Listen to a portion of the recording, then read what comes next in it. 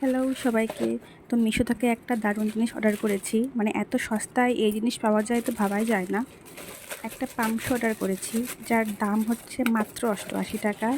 মানে ভাবা যায়? ৳১০০ নয়, জাস্ট ৳৮৮। তো কোয়ালিটিটা খুব ভালো যে সেটা বলব না। আর পাম্প শু মেইনলি কাপড়ের হয়, কিন্তু এটা কাপড় না। এটা একটা শক্ত কার্ডবোর্ড টাইপের যেটা হয় সেরকম আরকি। মানে কমফোর্টেবল খুব একটা বেশি না। বাট হ্যাঁ, ৳৮৮ হিসেবে ঠিকই আছে। আর পেস্টিং খুব ভালোই দেখলাম আরকি। একটু ঢিলা পড়ে যে পায়ে লাগছে খুব, পরে তাও না, ঢিলা লাগছে আমার বেশ। আমি আর্টসে অর্ডার করেছিলাম।